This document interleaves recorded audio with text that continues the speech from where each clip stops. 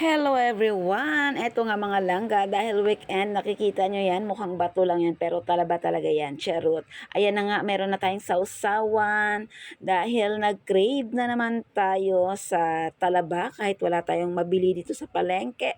Dito sa atin ay dumayo pa tayo ng kawit from Gentry, para lang mapagbigyan ng ating craving. So ayan na nga mga langga, yan, nakikita nyo yan, napakasarap. Mataba siya at masabaw. So, tamang-tama lang yung aking pagkakalublob doon sa kumukulong tubig. Ayan. Hindi siya na overcook, Mars. Ang technique pala dyan ay magpakulo ka ng tubig tapos ilulublob mo lang siya doon ng saglit lang para hindi siya ma-overcook or matuyuan ng at masabaw pa rin. So, ayan na nga mga palangga ko. Simulan na natin. Ito na yung aming dinner. So, dinner pero talaba. Dahil hapon na nga kami nakapag-decide na bumili nito dahil for the busy tayo nung maaga-aga pa dahil Sabado at Labada Day ng inyong mamilin. So, hapon na kami nakabili at for dinner na lang yan. At eto na nga mga palangga, para feel na feel talaga kami ay sumalampak na sa sahig dahil yung talaba nga, baka madumihan ang aking mantel sa aming dining table. Charot. Masarap talaga kumain ng ganito pag nakasalampak sa sahig. So, ayan na nga.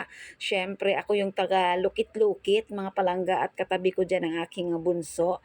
At syempre, ganun talaga ang role ng isang inay. Dahil tatlo lang kami ang kumain at wala pa si ate, ang aming panganay, nasa school pa. So maya-maya ay parating na rin siya. So naabutan pa kami diyang kumakain. At syempre, ang mama ay taga-lukit-lukit at hindi naman sila marunong mga Mars dahil hindi naman baga laking dagat at hindi sila sanay sa ganitong mga pagkain. Kumakain sila pero syempre ipag himay mo or ikaw ang gagawa, ikaw ang maglukit-lukit. Kumbaga, ayan na nga, dumating na ang aming ate at gabi na nga. So, mag-8 na siguro mga oras na ito.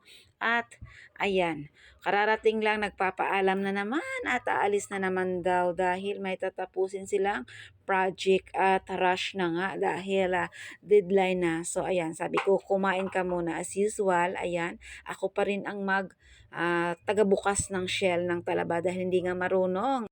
At baka mahiwa pa yung kamay ng kutsilyo. So, syempre ako pa rin, syempre ang aking panganay, syempre sweet-sweetan siya. Kunwari, makisalo sa akin kasi may kailangan nga at ipagbukas ko daw siya ng talaba. At syempre, alam mo na, ganun talaga mga anak natin pag may kailangan, sweet-sweetan, kunwari. Oh, 'di ba mga moms, relate kayo diyan sa mga anak niyo 'pag may kailangan palambing-lambing sa nanay para pagbigyan ng gusto. So, alam ko naman 'yan, oo na, sige na. At ayan na nga, habang kami ay kumakain, syempre ako yung tagabukas ng talaba. So, hindi tayo makakain ng matino dahil may kasalo nga tayo at tayo ang nagsisilbi. So, ayan, hindi ko namalayan, nakarami na pala ako ng kain mga Mars. Nakakagana talaga ito. Sige kang open ng shell ng talaba, sige subo, di mo alam natagalan ka at naparami pala ikaw ng kain. So, eto na nga, diet no more tayo sa part na ito mga palangga dahil kanin is life. Ayan, napakasarap. At bihira nga lang naman tayo makakain ng mga ganitong klaseng food. So, ayan. At hanggang dito na lamang. Sana'y nag-enjoy kayo sa aking video. Maraming salamat. Huwag kalimutan mag-like, comment down below at pakishare ng ating video and follow for more. Until my next video, see you again.